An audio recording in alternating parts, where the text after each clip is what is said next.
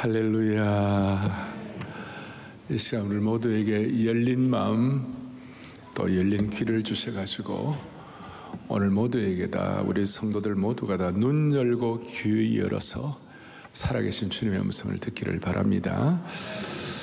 앞에 암예배 때 오늘 많은 분들이 학습과 세례를 받았는데요. 저는 도구이지만 또 우리가 함께 이 학습과 세례식을 거행하면서 너무나 영광스러웠습니다. 2000년 교회 역사는 영광스러운 것입니다. 세상 정부는 왔다 갔다 해도 하나님의 교회는 영원한 것입니다. 오늘 409명 우리 학습 세례를 받게 되었는데 여러분이 성 어거스틴은 이미 우리 세례받은 분들이 대부분이시고 또 오늘 많은 분들이 학습 세례를 받으시는데 성 어거스틴은 이 세례를 뭐라고 말씀하는가 하면 세례는 눈으로 볼 수 있는 하나님의 뭐예요? 말씀입니다. 오늘 이 예배에 참여하시면서 눈으로 보는 하나님의 말씀을 체험하기를 바라는 것이에요. 그리고 오늘 평소보다 제가 시간을 짧게 집중해서 말씀을 드릴 테니까 정말 눈 열고 귀 열어 주님의 음성을 듣기를 바랍니다. 오늘 말씀의 제목은 세례는 눈으로 보는 하나님의 말씀이라고 그랬는데 주님과 연합된 것에 대해서 주님과 내가 어떻게 연합되었는가 여기에 대해서 좀 말씀을 집중하겠습니다. 오늘 3절에 보니까 본문에 뭐라고 나와 있냐면 무릇 그리스도 예수와 합하여 뭘 받은 우리는 세례를 받은 우리는 세례를 우리 이미 받았든지 오늘 받으실 텐데 예수님과 세례를 받는다 하는 뜻은 무슨 뜻인가 하면 예수님과 합하여 세례를 받는다 그 뜻이에요. 그러니까 세례는 주님과 연합된 것을 말씀하시는 거예요. 또 오늘 다 세례받은 여러분들은 우리가 주님과 연합된 것입니다. 연합되었다. 이 세례라는 말이 이 그리그로 헬라어로 무슨 뜻인가 하면 밥티조로 이래요. 밥티조란 말은 여기서 영어로 웹타이즈가 나오는데 이게 정체성이 바뀌었다. 정체성이 바뀌었다. 예를 들어서 흰 옷감이 있는데 그 흰 옷감에다가 물을 들이는 자주색 물을 들이게 되면 흰 컬러가 자주색 컬러로 바뀌게 되는 겁니다. 그러니까 흰 컬러가 자주색으로 정체성이 바뀌게 된 것입니다. 무슨 말이냐 하면 우리가 예수님을 믿고 예수님과 연합되었다 그랬을 때 예수님의 색깔을 내게 염색하는 것이에요. 다시요. 예수님의 색깔이 내 색깔이 되는 것이에요. 그걸 조금 더 구체적으로 어떻게 설명하냐면 4절에서 이와 같이 나와요. 4절에 뭐라고 나오냐면 그러므로 우리가 그의 뭐예요? 죽으심과 합하여 세례를 받음으로 그와 함께 뭐가 되었습니까? 장사되었다. 우리 육신이 죽는다, 육신의 생명이 끝나면 죽는다 그러지만 예수 믿는 분들은 영적으로 새롭게 거듭났기 때문에 우리가 오늘 세례를 받는 그 순간, 이미 세례받은 그 순간 예수님의 죽으심과 연합이 되는 것이에요. 그래서 예수님의 죽으심과 내 죽으심이 동일한 겁니다. 예수님의 죽으심이 내 죽으심이 되고 예수님의 생명이 내 생명이 되고 예수님의 의로우심이 내 의가 되는 것이에요. 이게 너무 황송하고 이해가 안 가는 그런 측면들이 있지만 우리같이 죄성을 지니고 부족한 인생들이 어떻게 예수님의 생명이 내 생명이 되고 예수님의 죽으심이 내 죽고 특별히 예수님의 의가 어떻게 내 의가 되는가, 이건 기가 막힌 것이에요. 그러니까 오늘 다시요, 이 세례는 눈으로 보는 하나님의 뭐라고요? 말씀인데 예수님과 연합되었다는 것은 예수님의 죽으심, 내 죽으심, 예수님의 생명, 내 생명, 예수님의 의, 내 의, 예수님의 거룩이 내 의로 바뀌게 된다는 겁니다. 밥티조, 이 색깔이 바뀌는 거예요. 그래서 여러분, 저는 청년 시절에 이 복음을 깨닫고 난 다음에 예수님의 십자가의 죽으심이 그 죽으심이 내 죽으심이 됐겠구나. 그래서 예수님이 십자가에 돌아가실 때 나도 그 순간 죽는 거구나. 무슨 말인지 모르시겠죠? 오 주여 내 아버지여 이 몸을 사랑하사 생명 주셨네. 예수님이 십자가에 못 박히실 때 이 몸도 그 순간에 죽어버렸어. 이런 노래는 없어요. 저희들이 만든 거예요, 그냥. 예수님이 십자가에 돌아가실 때 이 몸도 그 순간에 죽어버렸어. 이것이 놀라운 주님과의 연합됨을 말씀하게 되는 것입니다. 그래서 이 예수님의 이 연합이라는 거, 이 연합을 통하여 무슨 일이 벌어지는가? 예수님의 의가 내 의가 돼가지고 우리의 연약함과 수치와 부끄러움들이 다 있지만 뭐라고 되느냐면요, 영접하는 자, 곧 그 이름을 믿는 자들에게는, 좀 오늘 말씀으로 하면 연합되는 자에게는 하나님의 자녀가 되는 권세를 주셨으니. 이거는요 정말 하늘도 놀라고 땅도 흔들릴 사건이에요. 우리같이 연약한 자에게 주님과 연합됨으로 예수님의 죽으심과 부활과 의가 우리 것이 되어가지고 하나님의 자녀가 되는 권세를 주셨으니, 그 권세가 얼마나 은혜가 있는지, 우리 모두가 다 주님과 연합됨으로 말미암아 하나님의 은혜의 무한 자원에 참여할 수 있도록 길을 열어주신 것이에요. 예수님의 권위, 예수님께서 우리에게 주신 놀라운 특권들을 우리가 받아 누릴 수 있도록 만들어주신 주님을 찬양하는 것이에요. 새로운 인생의 새로운 단계의 새로운 것이 우리 앞에 펼쳐지게 되는 거예요. 이야, 세상의 어떤 종교와 이건 비교가 안 되는 것인데, 이 땅에 있는 모든 종교 가운데 그 종교의 창시자와 인격적으로 연합할 것을 제시하는 종교는 기독교에는 없어요. 기독교의 예수 그리스도는 우리가 눈으로 보지 못하지만 우리 속에서 주님과 인격적으로 연합하고 주님과 교제하도록 만들어 주시는 것이에요. 그래서 예수님과 합하여 세례를 받는 그 순간 우리의 과거는 죽고 예수님과 합하여 새롭게 소생되는 것입니다. 미래의 이력서를 쓰게 되고, 그리고 심지어 에베소서에 보면 우리로 하여금 거룩하고 흠이 없게 하시고 그 기쁘신 뜻대로 우리를 예정하셔가지고 우리를 택하시고 새로운 신분을 만들어 주셨다는 거예요. 어마어마한 사건이에요. 본래 우리는 죄 때문에 우리가 병이 들어가지고, 영적으로 병이 들어가지고 누더기 차림이었어요. 그런데 예수님께 나올 때 예수님은 우리를 새로운 신분 만들어주시고 새로운 의의 옷을 입혀주시고 우리를 의롭게 하시고 새로운 신분으로 만들어주셨어요. 주님과 함께 우리가 무한하신 의존과 순종을, 무한하신 자원에 참여할 수 있도록. 오죽하면 어떤 분을 그랬어요. 예수 믿게 되는 것은 from prison to praise, 감옥에서 나와가지고 찬송 생활하는 자유인이 되게 된 것이다. 감옥 생활 같은 그런 지독한 삶의 여정 가운데서 이제는 찬송 생활할 수 있는 새로운 신분으로 바뀌게 된 것이다. 이게 주님과의 연합됨의 의미, 특별히 주님의 의가 내 의가 되게 하신 그 은혜를 찬양하는 것입니다. 주님과 연합됨으로 말미암아 그 결과 어떤 일이 벌어졌는가? 오늘 6절에 보니까, 오늘 본문 6절에 보니까 주님과 연합됨으로 말미암아 우리에게 무슨 일이 벌어졌는가? 6절을 다 같이 크게 보겠습니다. 함께 시작. 우리가 알거니와 우리의 옛사람이 예수님과 함께 십자가에 못 박힌 것은 죄의 몸이 죽어 다시는 우리가 죄에게 종노릇 하지 아니하려 함이니. 아멘. 예수님과 연합됨으로 나타나는 제일 큰 현상 중에 하나가 더 이상 죄의 종노릇을 하지 않는 줄을 확신합니다. 그래서 죄의 종노릇, 더 이상 죄의 종노릇 하지 않는다, 이 말은 뭐 죄의 종살이 이 뜻보다도 오늘 우리식으로 이해할 때는요, 우리가 죄에 대해서 민감해지는 것이에요. 그래서 우리가 죄의 종노릇을 하지 않는 거예요. 무슨 말이냐면, 옛날에는 세례받기 전에는 그냥 웬만한 죄는 다 그대로 넘어갔어요.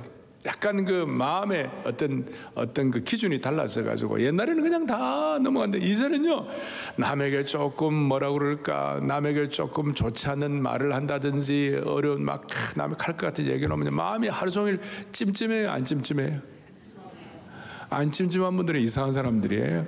예수 믿고 하나님의 자녀가 된 사람이 남을 함부로 비난하고 남에게 어려운 말을 하고 이렇게 돼가지고 마음이 평안하다면 그건 정상 아니에요. 마음이 찜찜한 거예요. 그리고 예수 믿고 난 다음에 어떻게 하다가 어떻게 거짓말을 했다 합시다. 거짓말하고 난 다음에 이런 평강이 임합니까? 예수 안 믿는 세계도 힘들지만 예수 믿는 세계는 그게 하루 종일 자신을 괴롭히는 거예요. 그러니까 좋은 의미에서 죄에 대해서 민감해진 것이에요. 그 이유가 뭔지 압니까? 예수님과 연합됨으로 말미암아 예수님의 영이 우리 속에 들어오신 것이에요. 예수님의 새 마음을 우리가 얻게 된 것이에요. 예수님의 새 마음을 품게 된 것이에요. 예수님의 새 마음을 품고 예수님과 연합되니까 이전에는 죄에 대한 어떤 그 가치 기준 평가 이런 것들이 훨씬 더 민감해지고 훨씬 더 예민해진 것이, 그야말로 점점 더 청정실이 되어가는 것이. 점점 청정실이 되어가니까 더 깨끗해지니까, 이러면 깨끗한 방에는 오염된 것이 들어오면 표가 납니까 안 납니까? 표가 나죠. 그런데 돼지 우리에는 막 그 더러운 것이 더 들어오면 표가 납니까 안 들어옵니까? 있는지 없는지 표도 안 나요. 돼지 우리에 돼지 한 마리가 더 들어가고 막 난리가 나는 거예요. 아무렇지도 않아요. 그런데 깨끗한 데는요, 바퀴벌레 하나만 들어와도 힘들어요. 별 반응도 안 하시고. 그런데 참 희한한 게, 이 죄에 대해서 우리가 예민하면 예민할수록 죄의 종로로 타지 아니하고 주님과 더 연합하게 되는 겁니다. 할렐루야. 그래서 오늘 세례받는 분들에게 이 죄에 대한 예민함을 통하여 여러분들의 마음속에 거룩한 청정실이 회복되기를 원하는 것이에요. 예를 들어서 사랑의 교회나 한국교회가 지난 12월 27일 날 우리 차별금지법이다, 동성애다, 이런 거 우리가 반대한다 그랬을 때 그냥 우리 무슨 억하심적에서 반대하는 게 아니고, 성경에서 우리 동성애 하는 분들의 한 분 하면 인격은 소중하고 그분들을 우리가 정말 복음의 능력으로 사랑하고 그러지만, 성경에서 동성애에 대해서는 예수님은 이거는 잘못된 것이다라고 주님이 말씀하셨으니까 우리가 거기에 대해서 다른 사람보다 더 민감하니까 우리가 차별금지법을 반대하는 것이에요. 성소수 인권이라는 그 주장 아래 우리 아이들이 어릴 때부터 제대로 창조 질서대로 자라지 못하고, 어릴 때부터 질서에 이게 뭐 가정을 이룬다든지, 그 다음에 이 하나님의 창조 질서에서 결혼의 축복이라든지 이런 거 관심이 없게 되면요, 무슨 일이 벌어집니까? 대한민국 가정이 다 허물어지게 되는 것이. 대한민국 가정이 다 허물어지면, 가정이 제대로 서지 않으면 이 나라 장래가 어떻게 되겠습니까? 그래서 하나님께서 은혜를 주셔가지고 한국교회, 우리 차별금지법에 대한 우리 한국교회 110만 명이 모이고, 유튜브 다이가 150만 명, 260만 명이 모였는데, 그리고 방송에 이게 체크 안 되는 사람들 다 해외에 들어오고 하는, 거의 300만 명이 동시에 예배를 드리는 케이스는 없는 거예요. 이 300만 명이 다 어떻게 되냐면 하나님께서 죄의 종로로 타지 아니하고 죄에 대해서 민감하게 하여 주십시오. 다시 말하면 로마가 왜 망했습니까? 로마는 그 남색하는 것 때문에, 그것 때문에 로마가 막, 이런 거 우리가 알게 되니까, 하나님 아버지, 여러분들이요, 저는 세상으로부터 부름받은 하나님의 백성들이지만 동시에 세상을 향해 보내받은 소명자가 되는 것이에요. 그러니까 우리의 죄에 대해서 민감해지면 세상을 향해 보내받은 소명자의 삶을 더 잘 살아갈 수 있는 영권을 주시는 것이에요. 그래서 올해 12.7의 은혜가 내년 12.7에는 전 세계가 새로워지게 하여 주십시오. 그렇게 마음을 먹게 되면 하나님께서 우리로 하여금 하나님의 자녀가 된 이 특권과 권세와 능력을 삶을 통하여 확증시켜 주시는 거예요. 할렐루야. 자, 그렇다면 첫째, 우리가 주님과 연합되어 가지고 그 다음에 죄에 대해서 민감해지고 내 마음을 청정실이 된다. 어떻게 그래 할 수 있을까? 오늘 세례받는 분들이나 이미 세례받는 여러분들, 우리의 마음을 어떻게 주님과 더 연합시키고 우리가 어떻게 하면 내 마음을 더 청정실로 만들 수 있을까요? 오늘 보니까, 뒤에 보니까 죄와 싸워 우리를 의의 병기로 드리라고 그랬어요. 그러면 죄와 싸우는 방법이 막 부정적으로 막 그냥 막 맨날 죄가 뭐냐고 막 찾고 막 죄 분석하고 연구하고 막 죄하고 막 고통하고 막, 여러분 그렇게 갖고는, 우리 인간은 다 한계가 있기 때문에, 윤리나 이런 거 한계가 있기 때문에 해결이 잘 안 돼요. 하나님의 더 큰 은혜를 받아야 되는 것이에요. 그러니까 이런 뜻이에요. 위조 집회 방지를 하기 위하여 위조 집회만 계속 묵상한다고 위조 집회가 감별되는 것이 아니라, 진짜 집회가 뭔지를 우리가 계속 손에 달라붙을 정도로 계속 진짜 집회를 손에 만져봐가지고 본능적으로 진짜가 무엇인지를 터치감으로 알게 되면 가짜가 구별되는 것처럼, 여러분 우리가 가짜 작품, 가짜를 우리가 어떻게 분별합니까? 이게 가짜다 계속 보면 그 구별이 안 돼요. 명품이 뭔지, 진품이 뭔지, 명작이 뭔지, 걸작이 뭔지 계속 보게 되면 우리가 가짜가 뭔지, 수준 낮은 것이 무엇인지 확증하게 되는 것이에요. 무슨 말인가?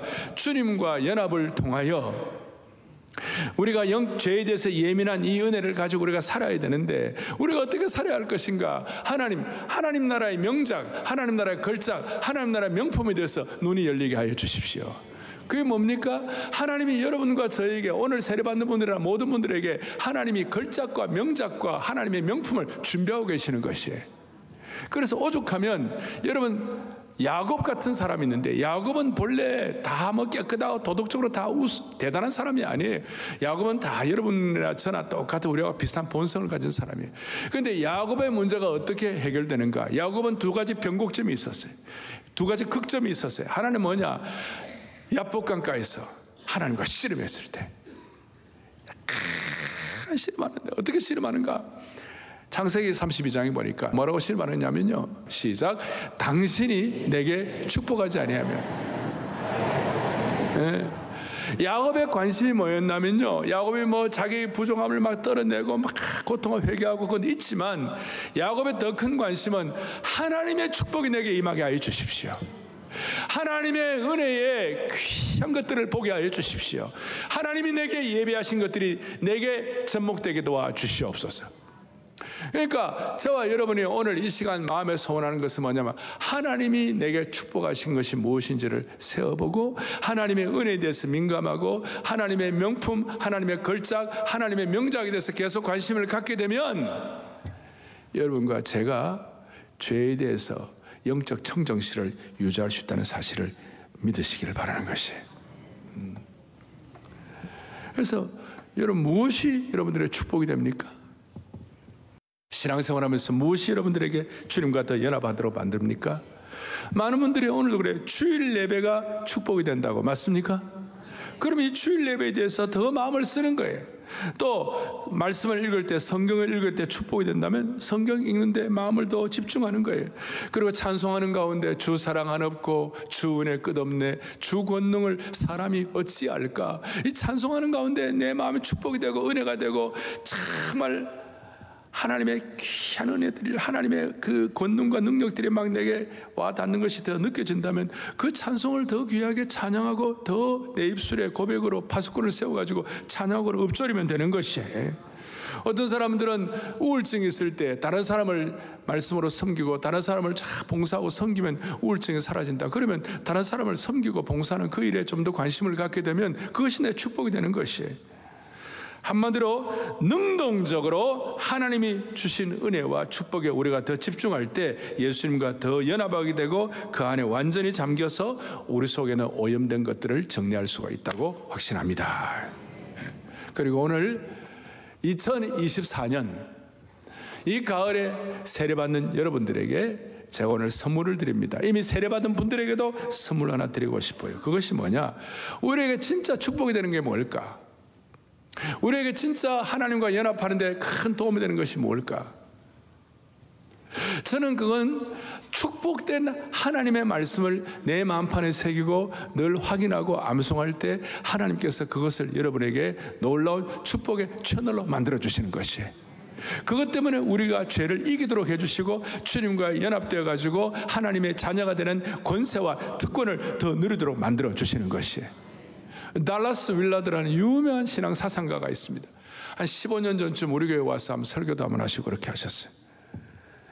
이 달라스 윌라드가 뭐라고 얘기하느냐면요, 우리가 받은 축복에 대해서 더 예민해지는 최고의 방법이 뭐냐면 성령의 영감으로 이루어진 하나님의 말씀을 암송하는 것이다 그랬어요.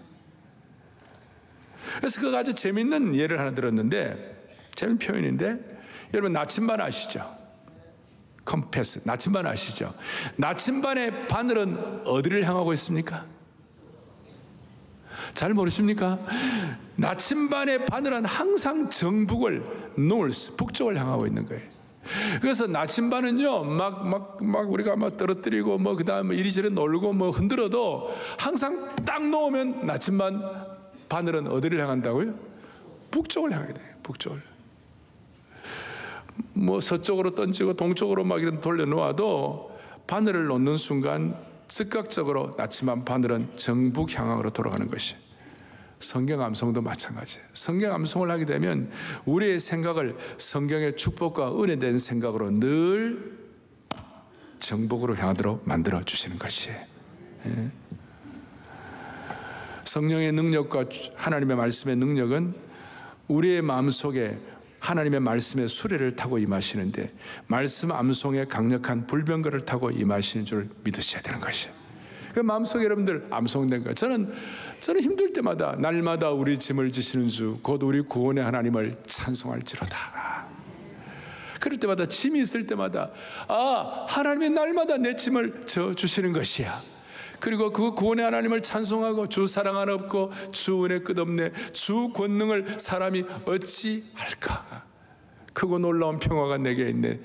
이런 것들이 이 말씀을 통하여 내게 확증이 될 때에 이것이 언제든지 정북, 그러니까 나침반이 북쪽으로 하듯이 하나님의 축복에 대해서 나침반이 딱 향하도록 만들어주시는 그 은혜가 있는 것입니다. 요새는요, 뭐 하면 뭐 좀 부족하다 그럴 때, 민수기 11장 23절에 뭐라고 나와 있느냐면, 여호와의 손이 짧으냐? 내가 이제 내 말이 내게 응하는 여부를 보리라. 여호와의 손이 짧지 않다. 오늘 이 시간 이 말씀이 여러분들에게 잘 새겨진 암송된 말씀처럼 여러분의 암송으로 여러분의 것이 되기를 바랍니다. 아시겠죠? 그리고 어떤 힘들 때라도 하나님께서 열왕기하 6장 17절에 보니까 불말과 불병거가 산에 가득하여 엘리사를 둘렀더라 그랬어요. 사랑의 교회 모든 성도들의 삶의 여정 속에 불말과 불병거의 은혜가, 이 세상의 철병거가 여러분들을 괴롭히다 할지라도 하늘의 불병거가 여러분들을 보호해 주실 것이다. 이걸 믿고 이 말씀에 연합되고 그렇게 하는 순간 우리 마음속에 죄에 대해서 민감해지고 주님과 더 연합되게 되는 줄로 믿는 것입니다. 오늘 이 은혜가 오늘 세례받는 모든 분들에게 크고 충만하게 넘치기를 바라고, 이리 세례받은 모든 분들에게도 여러분들의 삶의 나침반을 다시 한번 확증시켜가지고 이 나침반 붙들고 어떤 경우에도 명품 인생, 걸작 인생, 명작 인생을 살아가기를 주님의 이름으로 축복합니다. 우리 주 사랑 하나 없고 주 은혜 끝없네. 우리 찬양하겠습니다. 주 사랑아 주 주 권능을 어찌할까.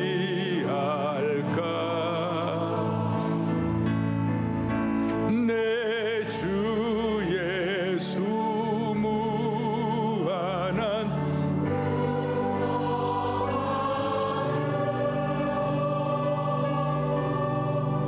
넘치게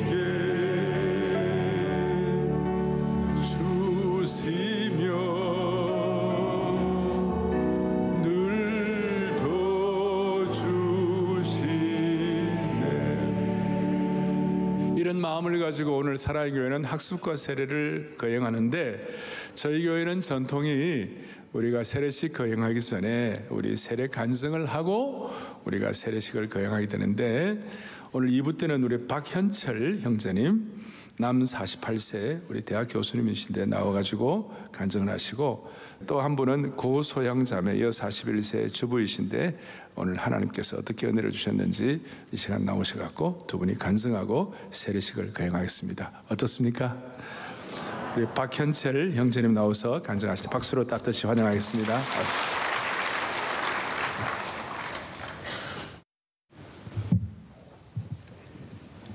저는 49세 아이의 아빠입니다. 지방에서 올라온 지 8년 되었고 성남 소재 전문대에서 항공학을 가르치고 있습니다. 양평 북한강변에 살며 송파 IC로 매일 서울 경계만 훑고 다닙니다. 지금껏 하나님 나라 경계만 훑고 다녔던 것처럼요. 교회를 처음 갔던 건 8살 때로 기억됩니다. 성탄절 아침 산타 할아버지를 실은 포터가 동네를 돌았습니다. 애가 탔습니다. 동생더러 기다리면 형이 선물을 받아오겠노라 하고 얼른 교회로 달려갔습니다. 교회 의자 앞에는 삶은 계란과 사과가 놓여 있었습니다. 동네 친구 말로는 불신자가 교회 음식을 먹으면 죽는다고 했습니다.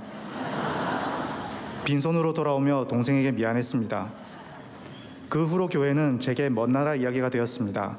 제게 교회는 그저 마을 경관을 이루는 아름다운 건물 중 하나일 뿐이었습니다. 어느 겨울밤 칠흑 공간에 드문드문 떠있는 빨간 십자가 수를 샜던 적이 있습니다. 십자가 불빛은 꺼져가는 숯불처럼 외로워 보였습니다. 하나님은 그렇게 50여 년간 제 주변을 머무셨던 것 같습니다. 제가 돌아오기만을 기다리시면서요. 그렇게 하나님은 제가 믿지 않았던 불과 2년 전 그날까지도 언제나처럼 저와 함께 하셨습니다.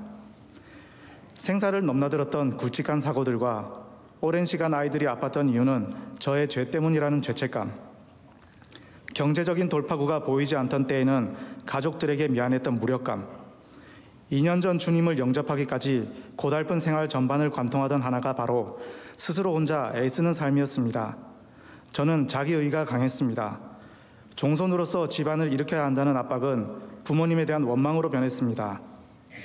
저는 부모님처럼 품위 없이 살고 싶지 않았습니다. 이상적인 아빠이자 남편이고자 무엇이든 해주고 싶었지만 정작 자기 최면 속에 가족을 탓하며 소외감만 키웠습니다. 동문수학했던 친구들, 심지어는 나보다 못한 친구들도 다 일반 대학교 교수로 임용되는데 저는 번번이 고배를 마셨습니다. 가르치는 아이들은 왜 그리도 예의 없고 우매해 보이던지요. 세상은 온통 결핍투성이로 보였고 저의 자기의는 좀처럼 깨지지 않았습니다. 의지할 이는 저뿐이었고 애쓰면 못할 게 없다고 여겼습니다. 그러다 안 되면 누가 이기나 해보자며 오기도 부렸습니다. 아내는 20년을 묵묵히 기다렸습니다. 제게 펼쳐진 현실을 인정할 수 없어 버텼지만 결국 무릎을 꿇게 되었습니다. 그해 새생명축제가 열렸던 11월 23일 이곳 안아주심의 본당에서 하나님은 돌아온 저를 안아주셨습니다. 눈물이 하염없이 쏟아졌습니다. 살아내어야 하는 자로만 살아왔던 제가 그토록 갈구했던 위로였습니다. 저는 방파제가 아니었습니다. 집을 짓고 곳간을 채울 필요도 없었습니다. 잠시 길을 잃었을 뿐이었습니다. 그리고 기억해냈습니다. 저는 여행 중이었으며 고향으로 돌아가던 나그네였다는 것을요. 저는 최근 경기도 양평에 문오리 산자락으로 10번째 이사를 했습니다. 이곳은 크리스천의 종착지 같습니다. 오죽했으면 사랑 메모리얼 파크도 이곳 양평에 있겠습니까? 사랑과 배려가 충만한 크리스천 이웃들 덕에 저는 이제 말씀 안에서 기쁨을 누리고 있습니다. 저는 신앙의 멘토이신 양평 다락방의 순장님과 아내 되시는 권사님의 순수한 신앙심을 거울로 삼고 있습니다. 순장님 내외의 최고의 달란트는 순종과 섬김입니다. 순장님 부부, 저희 부부 이렇게 넷이 시작했던 다락방은 어느새 10명이 되었습니다. 천국까지 함께 갈 식구들이라 더없이 소중합니다. 저도 달란트를 찾고 싶었습니다. 그래서 기도했습니다. 하나님께서는 네가 지금껏 받아왔던 사랑과 기다림 그리고 위로를 좌절하고 소외받은 너의 젊은이들에게 전해주라고 응답해 주셨습니다. 제가 일하는 대학은 원석이 널린 보석 공장은 아닙니다. 그래서 멋들어진 연구를 할 여건은 고사하고 주변에서 관심조차 갖지 않는 척박한 광야입니다. 하지만 하나님께서 제게 가르쳐 주셨습니다. 진주알을 뿌려놓겠으니 뻘밭에 묻혀 발견되기를 기다리는 영혼들을 찾아 정성껏 다듬으라. 저는 제 일이 즐겁습니다. You raise me up. 하나님께서 저를 들어 어깨 위에 앉혀주셨듯이 저도 소외된 아이들을 기꺼이 어깨 위에 태워 넓은 세상을 보여주고 있습니다. 그러면 하나님의 사랑을 받은 이 청년들도 또 다른 아이들에게 어깨를 빌려주겠죠. 얼마나 시간이 걸릴지는 모르겠지만 저는 복음 안에서 조금씩 세상은 변화되고 치유될 거라 믿습니다. 바로 하나님께서 계획하셨으니까요. 감사합니다.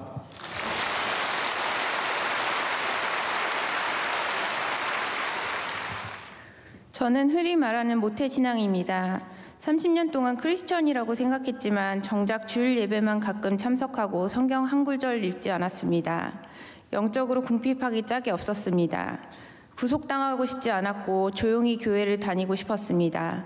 그래서 마음대로 드나들 수 있는 교회, 숨어서 예배드릴 수 있는 큰 교회를 찾아다녔습니다. 그렇게 저의 종교 생활은 이어졌습니다. 2011년 결혼을 하면서 제 삶은 소용돌이 쳤습니다. 아이를 간절히 원했지만 아이가 생기지 않았습니다. 7년 동안 난임으로 고생을 했습니다. 그 사이 3번의 유산을 경험해야 했습니다. 첫 유산은 쌍둥이의 심장이 멈춰 계류유산 되었습니다. 그 후 자궁에 임신이 됐는데 난간이 터져 내부 출혈이 생겼습니다. 병원에 입원 중이었는데 그 사실을 몰랐습니다. 3일이 지나서 알게 되어 응급수술을 받아야 했습니다.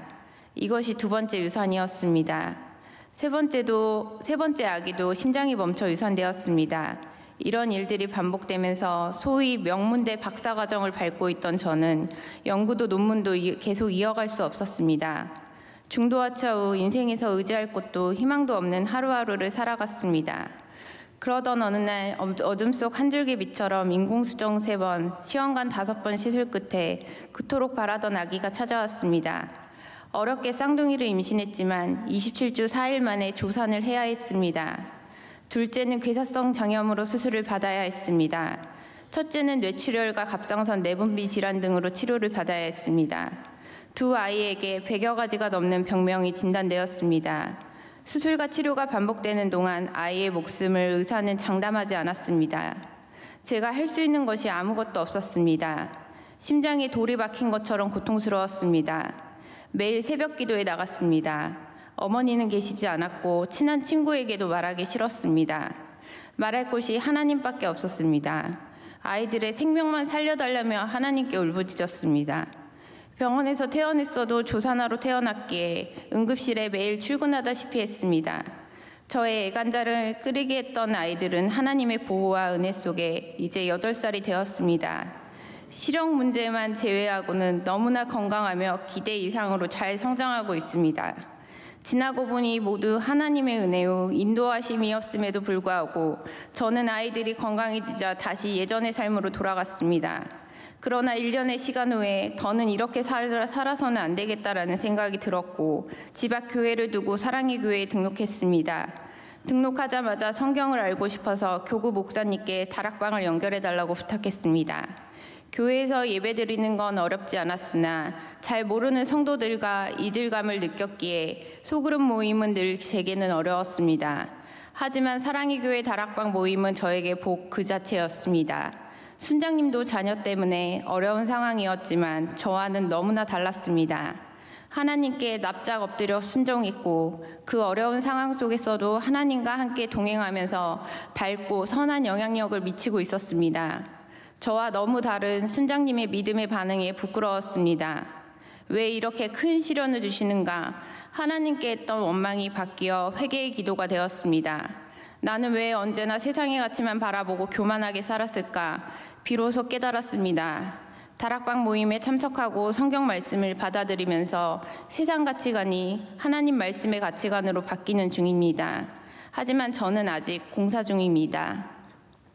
예배 참석 첫날 한복을 입고 설교하셔서 친밀한 인상이 기억나는 담임 목사님, 모든 예배와 특세, 토빗에는 저의 영적 나태와 허물을 벗는 은혜의 지성소였습니다. 사랑의 교회에 다니면 다닐수록 여기까지 인도하신 하나님의 세밀하신 손길의 따뜻함에 감탄합니다. 아이들이 조금 더 자라면 제자 훈련을 받고 저도 교회에서 섬기는 사람이 되고 싶습니다. 저의 꿈은 나중에 주님 곁에서 천국에서 안식하는 것입니다. 나의 죄를 사하기 위해 십자가에서 피 흘리신 예수님 덕분에 이 땅의 내 집 대신 영광스러운 천국의 내 집을 사모하면서 오늘도 한 걸음 본향을 향해 걸어갑니다. 감사합니다. 이제 우리 다 함께 일어나셔서 우리 찬양함으로 마무리하도록 하겠습니다.